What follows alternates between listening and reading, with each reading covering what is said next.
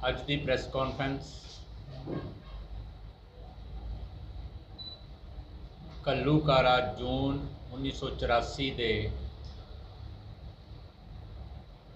ਸੰਬੰਧ ਵਿੱਚ ਜੋ ਦਲ ਖਾਲਸਾ ਅਤੇ ਉਸ ਦੀਆਂ ਸਹਿਯੋਗੀ ਜਥੇਬੰਦੀਆਂ ਵੱਲੋਂ ਪ੍ਰੋਗਰਾਮ ਉਲੀਕੇ ਗਏ ਹਨ, ਉਹਨਾਂ ਪ੍ਰੋਗਰਾਮਾਂ ਦਾ ਐਲਾਨ ਕਰਨ ਸੰਬੰਧੀ ਸੱਦੀ ਗਈ ਹੈ। ਇਸ ਤੋਂ ਇਲਾਵਾ ਦੋ ਸੰਵੇਦਨਸ਼ੀਲ ਮੁੱਦਿਆਂ ਦੇ ਉੱਤੇ ਅੱਜ ਅਸੀਂ ਪ੍ਰੈਸ ਦੇ ਨਾਲ ਗੱਲਬਾਤ ਕਰਾਂਗੇ।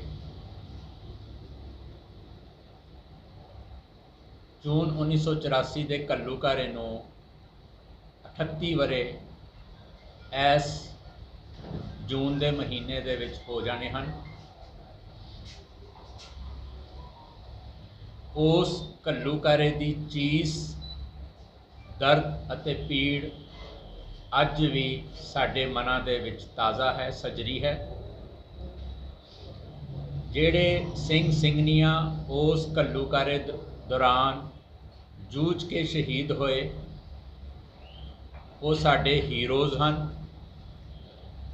ਜਿਹੜੇ ਨਿਹੱਥੇ ਸ਼ਰਧਾਲੂ ਉਸ ਘੱਲੂਘਾਰੇ ਦੌਰਾਨ ਭਾਰਤੀ ਫੌਜ ਦੀਆਂ ਗੋਲੀਆਂ ਦੇ ਸ਼ਿਕਾਰ ਹੋਏ ਅਤੇ ਜੋ ਲੁੱਟ ਖਸੁੱਟ ਭਾਰਤੀ ਫੌਜ ਨੇ ਦਰਬਾਰ ਸਾਹਿਬ ਦੇ ਵਿੱਚ ਕੀਤੀ,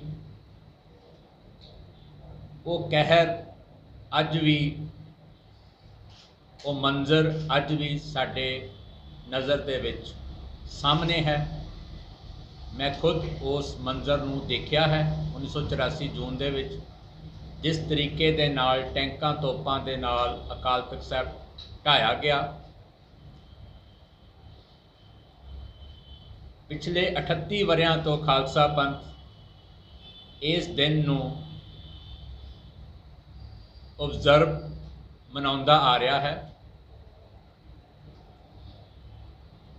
ਇਸ ਵਰ੍ਹੇ ਵੀ ਅਸੀਂ ਪ੍ਰੋਗਰਾਮ ਉਲੀਕੇ ਹਨ। 5 ਜੂਨ ਨੂੰ ਅੰਮ੍ਰਿਤਸਰ ਦੀ ਧਰਤੀ ਤੇ ਆਜ਼ਾਦੀ ਮਾਰਚ ਕੱਢਿਆ ਜਾਵੇਗਾ ਔਰ 6 ਜੂਨ ਨੂੰ ਸਵੇਰੇ ਅਕਾਲ ਤਖ਼ਤ ਸਾਹਿਬ ਤੇ ਇਕੱਤਰ ਹੋ ਕੇ ਖਾਲਸਾ ਪੰਥ ਦੇ ਦਿਨ ਮਨਾਏਗਾ ਅਤੇ ਉਸ ਦਿਨ ਅਸੀਂ ਅੰਮ੍ਰਿਤਸਰ ਬੰਦ ਦੀ ਕਾਲ ਦੇ ਰਹੇ ਹਾਂ। ਆਜ਼ਾਦੀ ਮਾਰਚ ਕਿਉਂ? ਜਿਹੜੇ ਸਿੰਘ ਸਿੰਘਣੀਆਂ ਦਰਬਾਰ ਸਾਹਿਬ ਦੇ ਲਈ ਜੂਝਦੇ, ਦਰਬਾਰ ਸਾਹਿਬ ਦੀ ਪਵਿੱਤਰਤਾ ਨੂੰ ਕਾਇਮ ਰੱਖਦੇ ਹੋਏ ਸ਼ਹੀਦ ਹੋਏ, ਇਹ ਉਹਨਾਂ ਦਾ ਮਿਸ਼ਨ ਸੀ। ਅਸੀਂ ਉਹਨਾਂ ਦੇ ਮਿਸ਼ਨ ਨੂੰ, ਉਹਨਾਂ ਦੇ ਸੁਪਨਿਆਂ ਨੂੰ ਸਾਕਾਰ ਕਰਨ ਲਈ ਅਤੇ ਖਾਲਿਸਤਾਨ ਦਾ ਜਿਹੜਾ ਸੰਘਰਸ਼ ਹੈ ਉਸ ਦੀ ਲਗਾਤਾਰਤਾ, ਨਿਰੰਤਰਤਾ ਨੂੰ ਬਣਾਈ ਰੱਖਣ ਲਈ ਆਜ਼ਾਦੀ ਮਾਰਚ ਕਰ ਰਹੇ ਹਾਂ। ਇਸ ਵਾਰ ਇਹ ਮਾਰਚ ਲਾਰੈਂਸ ਰੋਡ ਸਥਿਤ ਗੁਰਦੁਆਰਾ ਭਾਈ ਵੀਰ ਸਿੰਘ, ਜਿਹੜਾ ਭਾਈ ਵੀਰ ਸਿੰਘ ਸਦਨ ਦੇ ਨਾਲ ਹੈ, ਉਸ ਗੁਰਦੁਆਰਾ ਸਾਹਿਬ ਤੋਂ ਅਰਦਾਸ ਕਰਕੇ ਆਰੰਭ ਹੋਏਗਾ। ਨਾਵਲਟੀ ਚੌਂਕ, ਜਿਹੜੇ ਮਾਲ ਰੋਡ, ਉਸ ਤੋਂ ਬਾਅਦ ਕ੍ਰਿਸਟਲ ਚੌਂਕ, ਭੰਡਾਰੀ ਪੁਲ, ਹੌਲ ਬਾਜ਼ਾਰ ਅਤੇ ਵਿਰਾਸਤੀ ਮਾਰਗ ਤੋਂ ਹੁੰਦਾ ਹੋਇਆ ਅਕਾਲ ਤਖ਼ਤ ਸਾਹਿਬ ਜਾ ਕੇ ਸੰਪੰਨ ਹੋਏਗਾ। ਜਿਨ੍ਹਾਂ ਸਿੰਘਾਂ ਸਿੰਘਣੀਆਂ ਨੇ ਸ਼ਹਾਦਤਾਂ ਦਿੱਤੀਆਂ ਜੂਝਦੇ ਹੋਏ, ਉਹਨਾਂ ਦੀ ਵਿਰਾਸਤ ਨੂੰ ਅੱਗੇ ਲੈ ਕੇ ਜਾਣਾ ਸਾਡਾ ਧਾਰਮਿਕ ਫਰਜ਼ ਵੀ ਹੈ, ਜ਼ਿੰਮੇਵਾਰੀ ਵੀ ਹੈ ਔਰ ਅਸੀਂ ਆਪਣੀਆਂ ਜ਼ਿੰਮੇਵਾਰੀਆਂ ਨਿਭਾ ਰਹੇ ਹਾਂ। 6 ਜੂਨ ਦਾ ਬੰਦ ਭਾਰਤ ਸਰਕਾਰ ਨੂੰ ਇੱਕ ਮੈਸੇਜ ਦੇਣ ਲਈ ਲੋਕਾਂ ਦੇ ਸਹਿਯੋਗ ਦੇ ਨਾਲ ਕੀਤਾ ਜਾਂਦਾ ਹੈ, ਤਾਂ ਕਿ ਇੰਡੀਅਨ ਸਟੇਟ ਨੂੰ ਇੱਕ ਮੈਸੇਜ ਚਲਾ ਜਾਏ ਕਿ ਜੋ ਕਾਰਾ 38 ਵਰ੍ਹੇ ਪਹਿਲਾਂ ਹੌਲਨਾਕ ਕਾਰਾ ਜਿਹੜਾ ਇੰਡੀਅਨ ਸਟੇਟ ਨੇ ਅੰਮ੍ਰਿਤਸਰ ਤੇ ਚੜ੍ਹ ਕੇ ਆ ਕੇ ਉਹਦੀਆਂ ਫੌਜਾਂ ਨੇ ਵਰਤਾਇਆ ਸੀ, ਉਹ ਨਾ ਅਸੀਂ ਭੁੱਲੇ ਹਾਂ ਤੇ ਨਾ ਅਸੀਂ ਸਟੇਟ ਨੂੰ ਮਾफ़ ਕੀਤਾ। ਸੋ ਸਾਡਾ ਜਿਹੜਾ ਸੰਘਰਸ਼ ਹੈ ਉਸ ਜੂਨ 1984 ਤੋਂ ਬਾਅਦ ਜਿਹੜਾ ਸ਼ੁਰੂ ਹੋਇਆ, ਜਿਹੜੀਆਂ ਸ਼ਹਾਦਤਾਂ ਹੋਈਆਂ, उस शहादतां अजाई ना जान और वो कौम की झोली दे विच कौम की आज़ादी पवे, इस मकसद तहत साडे ये प्रोग्राम 5 जून और 6 जून नूं असी लगातार पिछले 20 साल तो करते आ रहे हैं।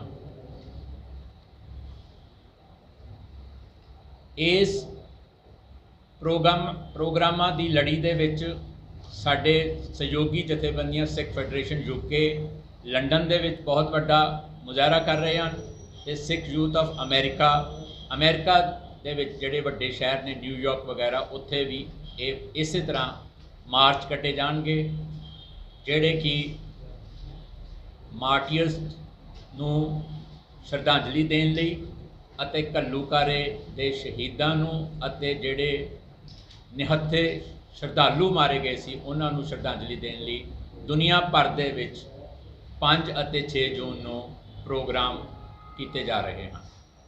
पंजाब दे विच अकाली दल अमृतसर, सिख यूथ फैडरेशन भिंडरांवाला, वारिस पंजाब दे जथा सिरलत Khalsa Akal federation, Akal student federation, alliance of Sikh organisation, Akali Dal united, ये सारिया संस्थावां ने सानू इस मार्च के विच सहयोग और समर्थन दिता है। इन्हां दी लीडरशिप भी मार्च के विच शामिल होएगी। दूसरा मुद्दा जिहड़ा अज असीं इत्थे प्रैस कॉन्फ्रेंस च रख रहे हैं वो है ज्ञानी हरप्रीत सिंह होना वालों जिहड़े कार्यकारी जथेदार हैं अकाल तख्त साहब के, उन्होंने पिछले दिनी एक अपील नसीहत सिख नौजवानों को दी सी कि वो लाइसेंस्ड आम अपने को रखन। पहली गल है कि उस जथेदार की उस अपील ते बहुत वावेला उठाया गया जिहड़ा बिल्कुल ही गलत सी, निर्मूल सी। जथेदार का वो बयान उहदे असली कंटैक्स्ट तो तोड़ के देखा गया। जथेदार ने जिस ओकेजन ते जिस दिन वो बयान दिता उस कंटैक्स्ट में अगर देखा जाए तो वो सिख रवायतों की तर्जमानी कर रहे थे। जो सिख ट्रडिशनस ने, सिख प्रिंसिपल्स ने, उन्हों की तर्जमानी करते हुए उन्होंने अपना बयान दिता। बहुत कुछ कहा गया, हुण गल पुरानी हो गई है। मीडिया ने बहुत कुछ दोनों पासों लाया। जिन्हों ने डिफेंड किया सिख ऑर्गेनाइजेशंस ने उन्हों की भी गल आई, जिन्हों ने क्रिटिसाइज़ किया स्पैशली पंजाब CM ने, उन्होंने भी अपना जोड़ा पक्ष रखा। पर जिन्हों ने भी उन्होंने क्रिटिसाइज़ किया उन्होंने कोल क्रिटिसाइज़ करने की कोई जस्टिफिकेशन नहीं सी हैगी।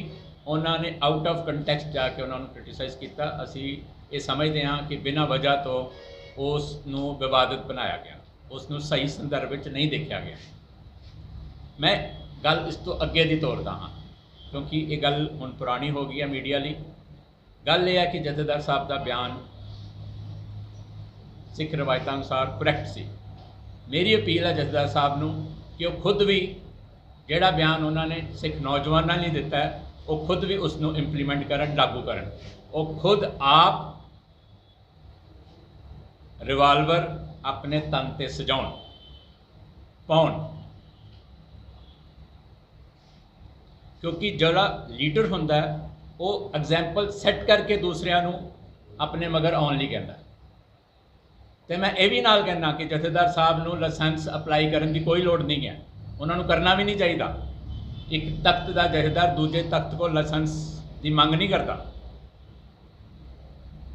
जथेदार साहब आप पाउण, जिस तरह की अनंतपुर साहब के जथेदार ने कल अपनी तस्वीर वायरल की है जिस उन्होंने पाया हुआ है, यानी हरप्रीत सिंह भी पाउण, असी भी सारे पावांगे। वो शुरुआत करन,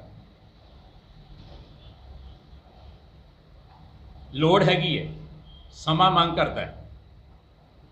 अगर उन्होंने सेफर साइड पर रख के गल करनी है तो जिहड़ा उन्हां दा वैपन होवे अगर वो चाहन तो वह लाइसेंस SGPC प्रोवाइड करके उन्होंने दवे। पर वो जथेदार साहब आप ना मांग करनगे ना लाइसेंस्ड वैपन सरकार कोलों मंगणगे उन्हां दा जिहड़ा वैपन है वो SGPC उन्हां नूं प्रोवाइड करके देवे। दूसरी गल कि जिहड़े पासे पंजाब के हालात जा रहे ने, कल परसों एक सिंगर दा असैसीनेशन होया।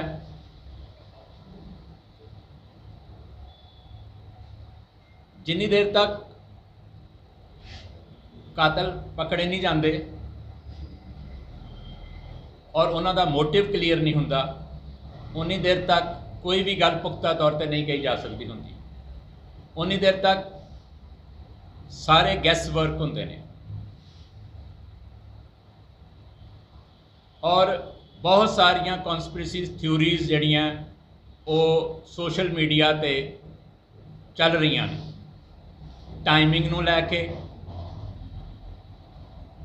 टाइमिंग तो मेरा भाव है कि 2 दिन पहला सिक्योरिटी नूं डाउनसाइज किया गया और 2 दिन बाद उहदे ते अटैक हो रहा है।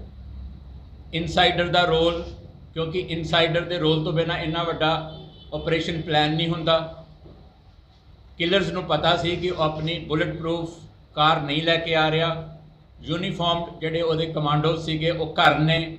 सो ये सारा जिहड़ा सारे एंगल ने ये साडे सारिਆਂ ਦੇ सामने है। लेकिन कॉन्स्पिरेसी एंगल्स वैसे भी जिहड़ियां थ्योरीज होंदियां ने ना, ये मीडिया लई ते सुनन लई बहुत इंटरस्टिंग होंदियां, पर जिन्नी देर तक किलर्स पकड़े नहीं जाते और उन्हां दा मोटिव नहीं क्लीयर हुंदा, उन्नी देर तक कोई गल फाइनल नहीं कही जा सकती। पर एक गल बड़ी क्लीयर है, जिस लैवल ते ऑपरेट किया गया, जिस लैवल ते ऑपरेशन नूं कैरी आउट किया गया, प्रोफैशनल हैंड्स मगर ने। बेशक प्रोफैशनल हैंड्स ने गैंगस्टर्स ही यूज़ क्यों ना किए हों, on the surface of it उपरों गैंगस्टर ही यूज़ होए होंगे, बट पिछे कोई ना कोई हथ जरूर है। ये जिहड़ी इंडिकेशन ने ये टाइमिंग भी दसदी है तो उन्हां दा ऑपरेशन मोडिस ऑपरेंडा भी दसदा है। सो गवर्नमेंट ते एक उंगल उठी है, गवर्नमेंट के फेलियर की। राइट फ्रॉम पटियाला जिहड़ी हिंसा हुई है, जिहड़ा फियास्को होया, गवर्नमेंट की जिहड़ी नलैकी उत्थे सामने आई है, गवर्नमेंट का जिहड़ा फेलियर पटियाला वायलेंस के सामने आया, उस दिन तो लैके मूसेवाला के मर्डर तक गवर्नमेंट अटर फेलियर है। और गवर्नमेंट वाल इस बार भी उंगल उठी है। सो ये गवर्नमेंट को अपना दामन साफ लोगों तक करके दिखाना पे।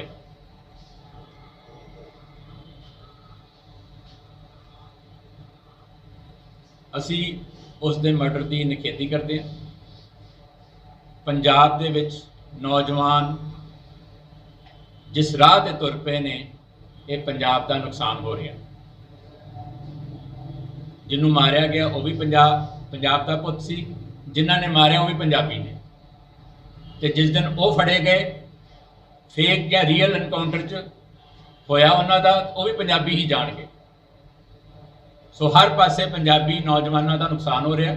और जिस राह ते ये पंजाब के नौजवान तुर पे ने, असी समझते हैं कि जिहड़ी इन्हां दी एनर्जी है, जिहड़ा इन्हां दे विच दलेरी है, जिहड़ी इन्हां दे अंदर अनख जागी है, ये उन्होंने पुठे पासे ला रहे हैं, ये इन्हों सीधे पासे लानी चाहिए है। और जिहड़े हालात बन रहे हैं वो फिर मैं उत्थे कहूँगा कि जथेदार साहब ने गल तो ठीक कही सी, बेशक मीडिया ने दूजिया ने रौला पा दिता, अपना सैल्फ डिफेंस आप ही करना पड़ेगा।